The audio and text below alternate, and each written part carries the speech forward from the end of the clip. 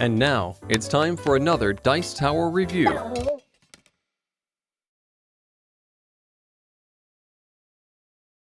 Hey everyone, it's Ryan Metzler here again, and today we're going to be looking at another Kickstarter game, one that just went up, and one that's looking for your support. We're going to take a look at Pirate Dice, Voyage on the Rolling Seas.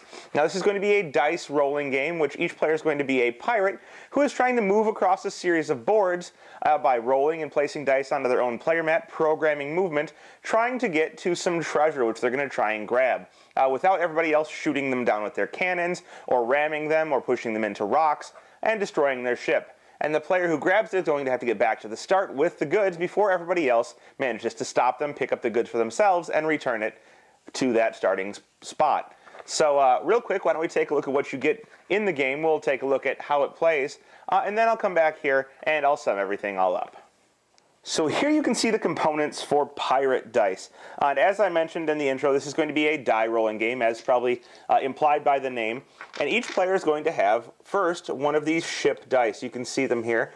They have on them a ship and then a number at the top left-hand corner, 6, and these go all the way down to 1. So they are a 6-sided die with a picture of a ship on each side. Now note that since this is a Kickstarter preview, these are not final components for the game, but the components will reflect these components in some shape or form. You're also going to get a lot more boards than what you see right here, but this is a representative collection of what you'll get in the game, and all you need to really play. So what you're looking at here is each player's ship on these starting spots on the starting board, and we have an ending board over here, or at least a goal board, where each player is going to be trying to pick up this golden die, which is the treasure that you're trying to collect and get back to the start. And each player is also going to have one of these player mats here. You'll see this player mat has several positions on it. You'll see there are 4 columns, and on the columns you have a row of skulls, a row of anchors, and a row of ship wheels, and some instructions on how to play the game. These spots are going to be where you're going to place your dice after rolling them. And as I said, the objective is to traverse all of the sea, avoiding these different reefs and islands, and kind of utilizing these different spots on the board in order to reach the treasure, pick it up, and then get back. And so each player is going to have a set of dice. They're going to start with 5 dice, and the amount of dice you get to roll is based on your hit points. But essentially each player is going to roll their dice, and they are going to decide which of these dice they want to use. And there are different features. So for example, this one here means move forward 1 space, and then your cannons will fire at the end of the turn. Or we have left turn. This simply rotates your ship 90 degrees to the left. We have move backwards, which will move you backwards 1 space without changing your facing. And then there are going to be things like move forward twice, or we have shift to the right 1 space, make a U-turn, and then there are some special dice, and if I can find them quickly here, or some special faces to the dice, which are going to give you special abilities. We have a barrel here, which when placed in one of your spots on your board is going to force an opponent to re-roll their dice, and you would orient this in the direction that you want to affect. So if you oriented it this way, it would affect the player to your left. This one would this way would affect the player across from you, and that way would affect the player to your right. There's also one more. It's going to be an anchor. It looks like this. And it is going to prevent your player, whoever you pointed at, from taking the action that's in the corresponding spot on their board. So after you roll these dice, you're going to have a chance to place at least 1 die on your sheet here, and you're going to have to place at least 1. So maybe you're the green player and you decide you'd like to move forward first. You're going to place that on the wheel, meaning that you plan on taking that action first.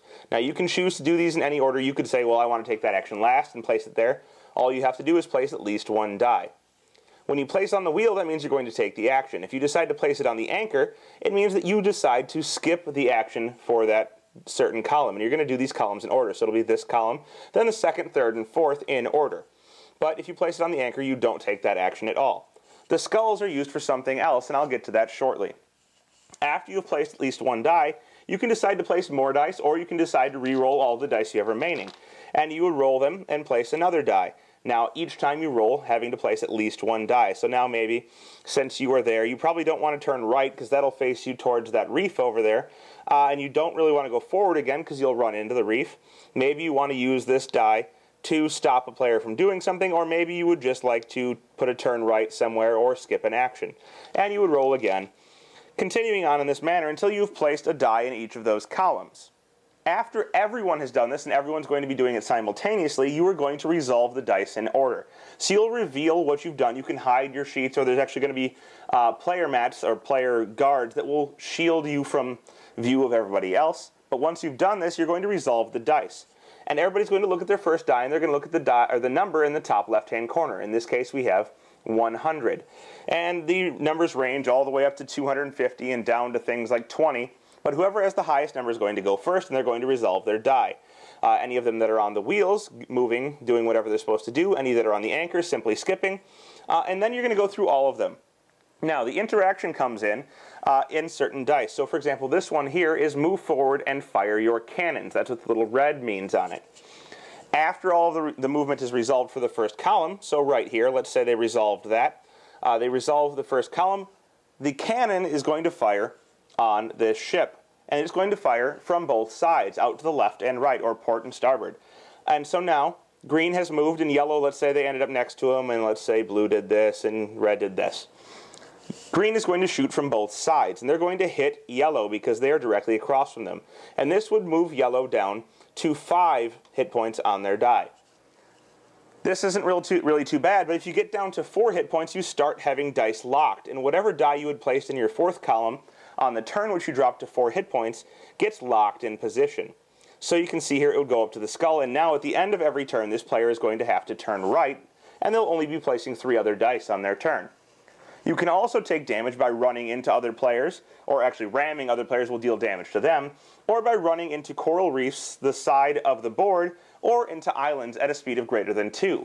Anytime you move into something at a speed of greater than 2, meaning that you had played a forward arrow that moved you more than 2 forward, for example, the 3 forward arrow, you're going to take damage equal to the speed you moved minus 1, meaning that a movement of 1 won't deal you any damage.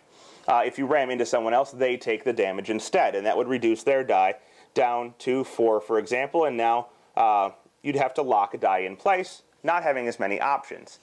In order to combat this system where you lose too much life, you can take a turn to skip rolling dice, skip moving at all, in order to repair, and when you repair, you're going to repair 3 hit points worth of damage. Moving you back up, so maybe this player decided to repair, and they're back up to 6. So you're going to use these dice to try and maneuver through these boards in order to get to this final board. And you'll see there are some map features here, aside from the islands and reefs. This one has some arrows that are going to move you. If you land here, you're going to shift this direction on the turn after you move. If you land on the whirlpool, you're going to rotate 90 degrees on the turn when you land there, and so forth and so on.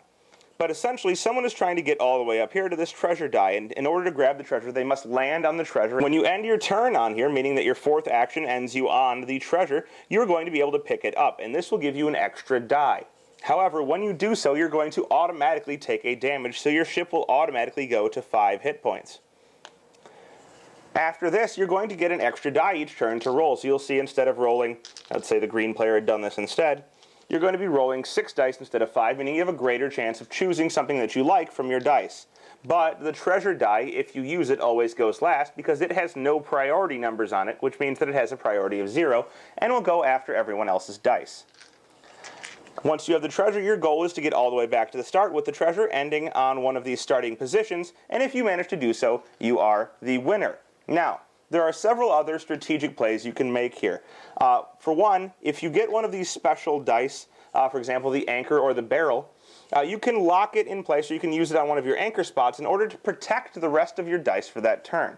Meaning that you can simply place one of those special dice here, skipping an action, but it will protect the rest of your dice for the rest of the turn, meaning that no one can force you to re-roll a die with the barrel, and no one can force you to lock a die or to skip an action by playing the anchor. Additionally, each player gets 3 lives, meaning that they can be brought down all the way to 0 hit points 3 times. If you're brought down to 0 hit points, you drop the treasure where you were at, or if you didn't have the treasure, you simply die. And you're going to come back onto the board at the previous tile that you were on. So if you had moved from this tile to this tile last, you would come back on the previous tile anywhere you wanted. And you're going to be able to start again with more hit points in order to try and, again, probably fight whoever has the treasure, pick the treasure up, and get back to the main board. As I said, the first player to use this system of placing dice and executing movement in order to get back to the main board first with the treasure is going to be the winner. And there you have Pirate Dice, Voyage on the Rolling Seas. A pretty straightforward game, nice and light, easy to play, but with some strategy to it. You know, there's always the strategy of trying to take out your opponents rather than trying to go for the treasure, or maybe you want to go for the treasure and try and avoid everyone else. Are you safer to try and lock down or prevent taking some of your movements rather than risking a movement that you don't necessarily want to take? Or do you want to try and safeguard all of your moves by putting one of those special pieces into your anchor area so that nobody else can mess with your dice, so that you have a better idea of what you're going to do? If all of this sounds interesting to you, you can go and check out their Kickstarter page. There'll be a link to that below the video, and give them your support.